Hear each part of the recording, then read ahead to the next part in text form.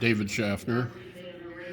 I went in the Army in June of 1966 at Fort Benjamin Harris, or Fort Benning for basic. Came home for 2 weeks. Went back to airborne school. From there I went to Fort Leonard Wood, Missouri and Fort Benjamin Harrison. From there to Vietnam in January of 1967. Spent too much time there. I was too young when I went over and too old when I came home. I came home on a stretcher and had a surgeon ask to operate on my ears before I went home when I landed at Fort Lewis, Washington. And I said, nope, I'm going home.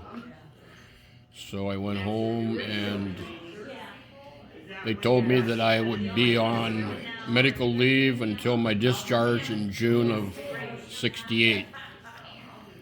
So I went back to Camp Atterbury in Indianapolis and got a discharge in June of 68.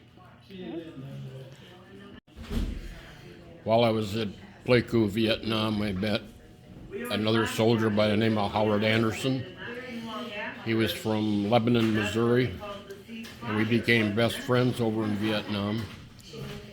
He got transferred, and I was working at MACV with the Special Forces, and he got transferred somewhere, I don't know. And eventually, he got home and became a military policeman to serve out his enlistment. Over the years, we went out to Missouri a couple times and met with him. And he and I both had illnesses from Agent Orange, diabetes and so forth, and his was much more severe, and he eventually passed away 3 years ago. I wanted to go to the funeral, but it was so far away, and they only had 1 day of visitation, so I didn't get there.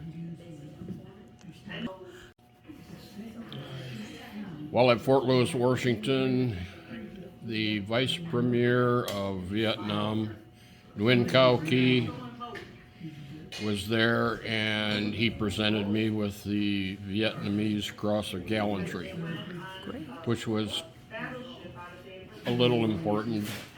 He was a pilot, also the Vice Premier, and somehow he and his wife got to the United States, and so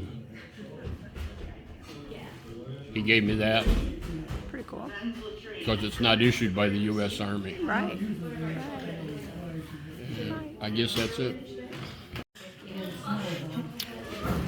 Probably the worst ordeal I had was when my oxygen hose kinked when I was jumping out at 30,000.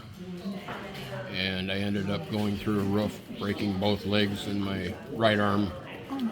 And of the 11 of us that went on the mission, I was the only one that made it back, and because 2 guys found me, and we were way up in North Vietnam, and they saw the chute sticking out of the little chicken coop, and put me on a raft, and I floated down a river to the South China Sea, and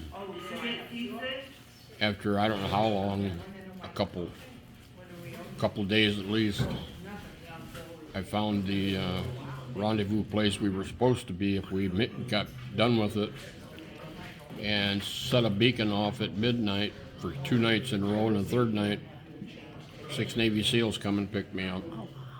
Took me to the USS Swordfish, a submarine, and then after a doctor treated me there, a helicopter picked me up and took me to USS America, at which time I didn't know that Pete Marty, my classmate from Fayette High School, was on the ship.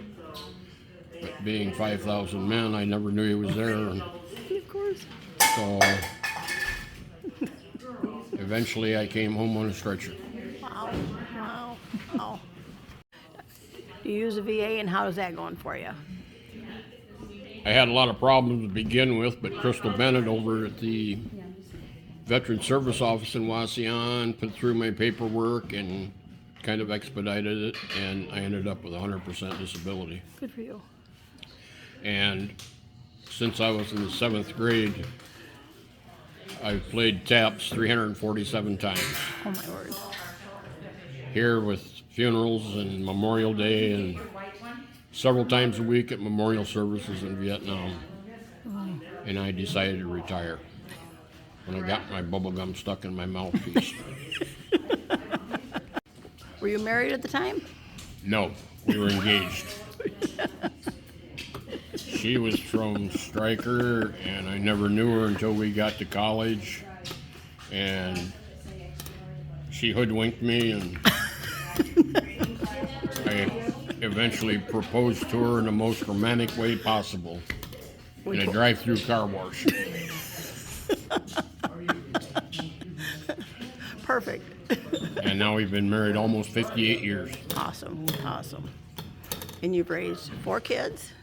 4 kids, 20 grandkids, 7 great-grandkids with one on the way. And Awesome. one more coming. Huh? And one more coming. Yeah. Wow, that's great.